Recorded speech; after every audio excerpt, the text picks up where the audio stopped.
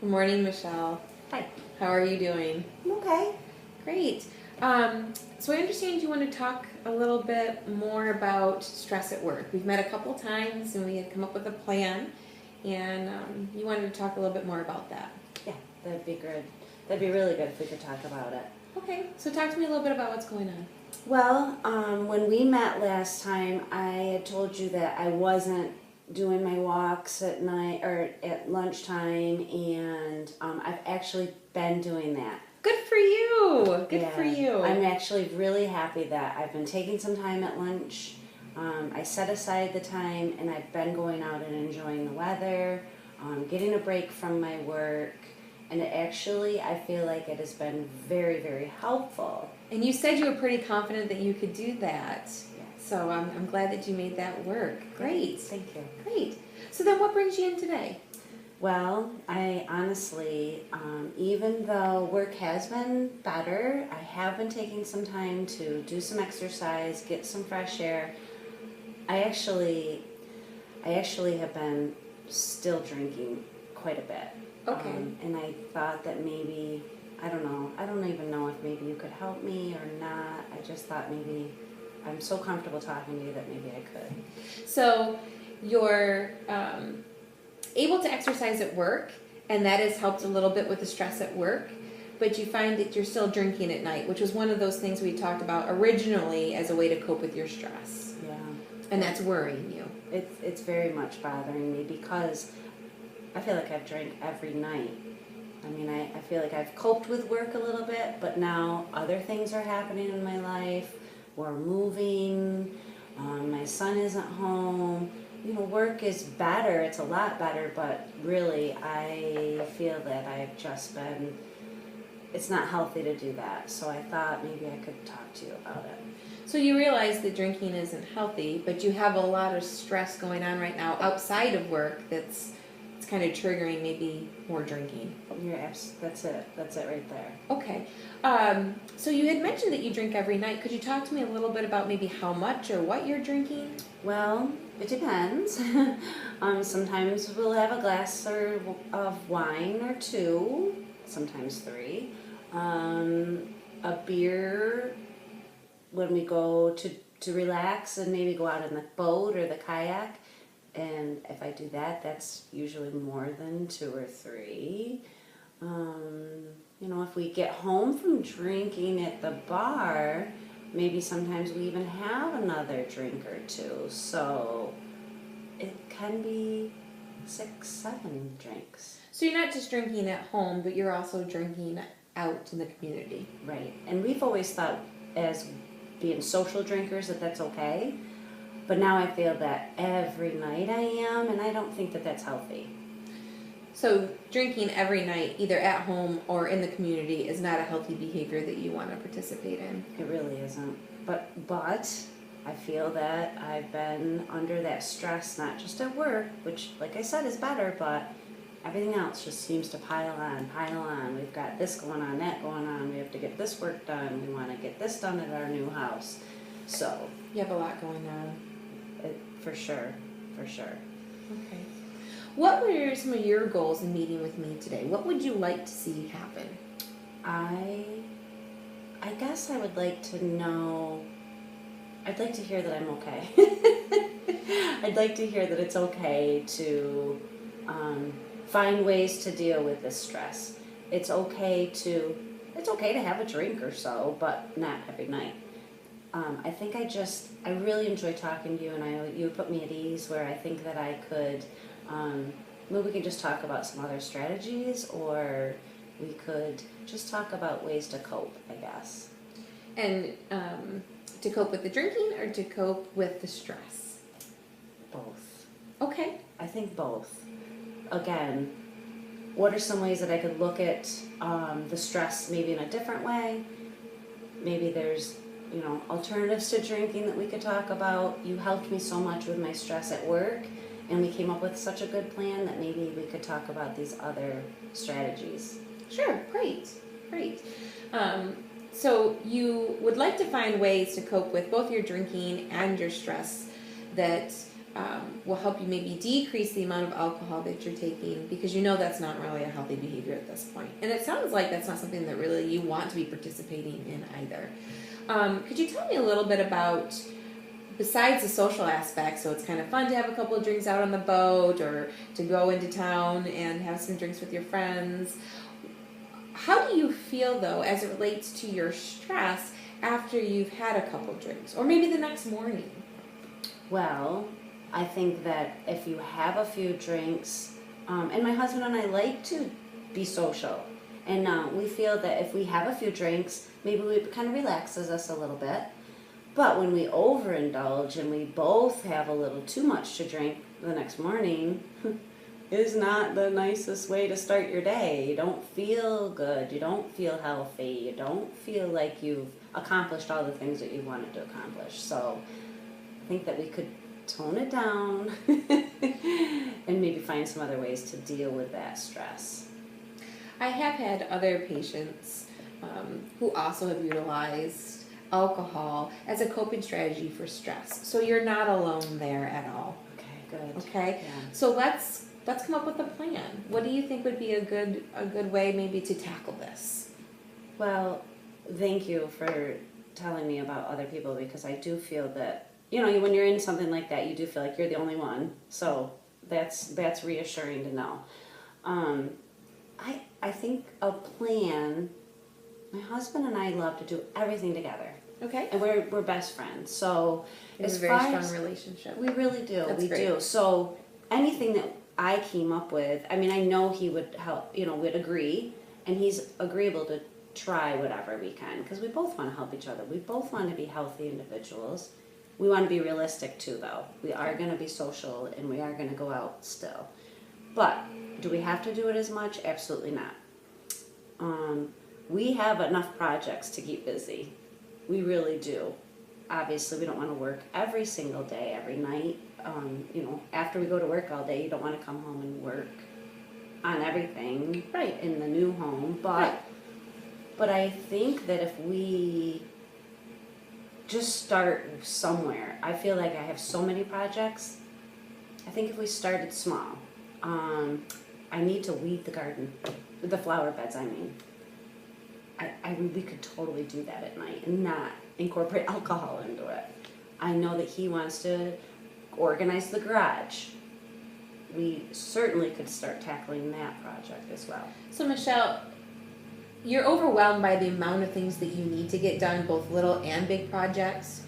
And the amount of anxiety or stress that that's causing you has led to maybe you indulging more into alcohol than you normally would. Mm-hmm. Would you like to, because you already kind of started a little bit, maybe just get some organization to the tasks that you need to do? You said the garden, there's some things in the garage. You'd mentioned some other things previously that you'd like to get done.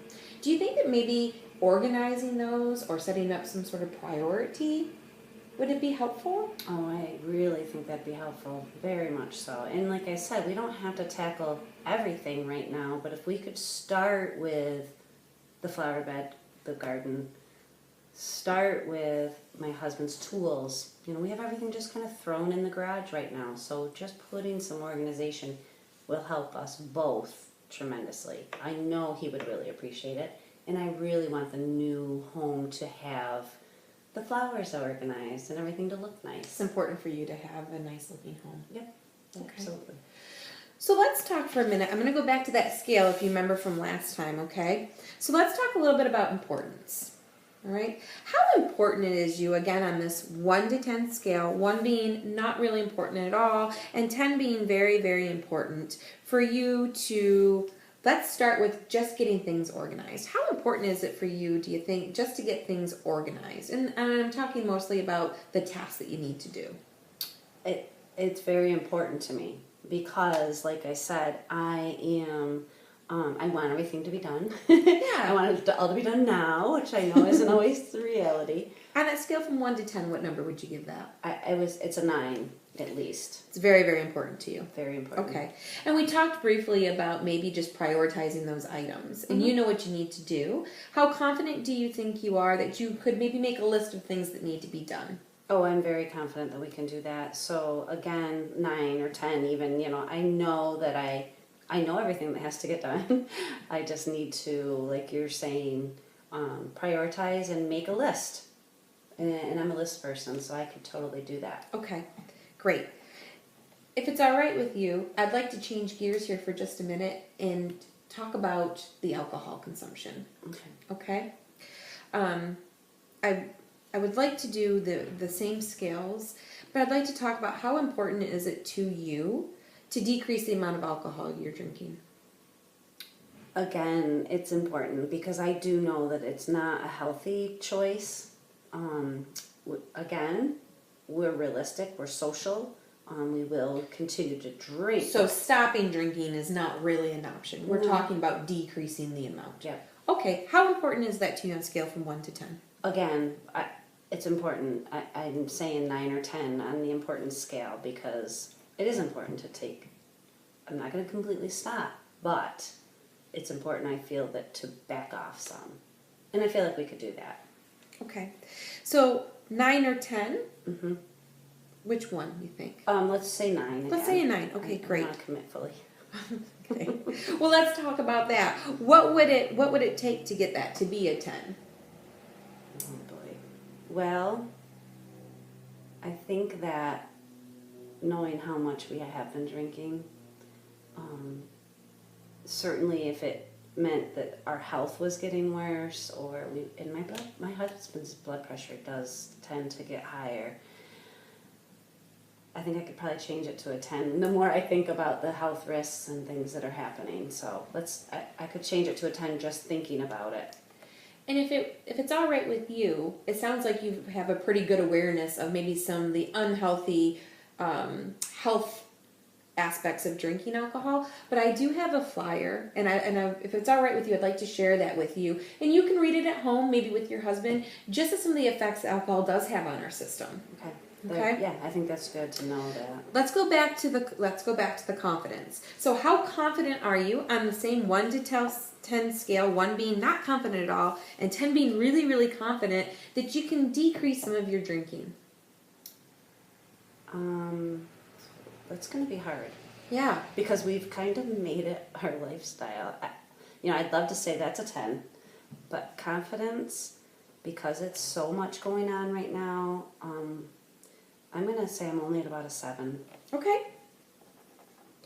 Why a 7 and not a 5? Well, because I feel a little more confident because I am motivated to do this. I do feel like I could change. And again, talking to you with maybe coming up with some priorities, listing some things, I think that we can make it. I see the 5 as being not so confident. But I think you and I always talk about some good strategies, and that's why I think that confidence is probably a little bit higher. I think you have some confidence that you can do this. Mm-hmm. I think 7 is some confidence that you can do this. Mm-hmm. Let's talk about what we can do to make this 7 a 9. Okay. Okay, what are some strategies? So we talk about organizing your task. What is a strategy in addition to that that you think might work to decrease your drinking? Well, making that list of things to do. And again, if we start with a list and start small, I need to have some shorter term goals, I guess, as far as if all I do is go buy the flowers, or even start with not even buying the flowers. I need to weed the flower beds, quite honestly. So, if I could start with just getting that done, where I'm weeding and raking it out a little bit, and then make it into buying the flowers and then planting the flowers. Then I can check that off my list, if you know what I mean. I think that's a great idea. Mm-hmm. So right now you're feeling really, really overwhelmed about everything that you have going on with the new house, your son being away, and stress at work. You've identified working out in the middle of the day as a way to cope with stress at work. However, you're still drinking at night as it relates to all the other external stress. Mm-hmm. I'm hearing you say that most of your drinking as it relates to stress is because you're feeling overwhelmed. Absolutely. You've come up with a plan to prioritize and organize the amount of tasks that you have, maybe to decrease the amount of anxiety or angst that you have about your task. And you feel like that will help you decrease the amount you're drinking. I do. Is it- I really do. Okay. And so your plan moving forward then is to start really breaking down each task into a manageable system for both you and your husband. Knowing that you're probably not going to stop drinking completely, but maybe go back to social drinking versus drinking every night. Absolutely. Great. Yeah.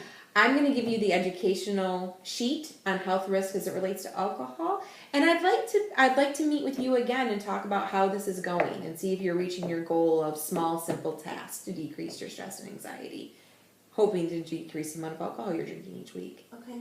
I have a lot of confidence that you'll be able to do this. Thanks. I actually feel really good. I always do after you and I talk about our ideas and again, making those changes have to come from within and when you identify with me ways to do that, it just seems so helpful. I'll talk to you soon. Okay, thank you.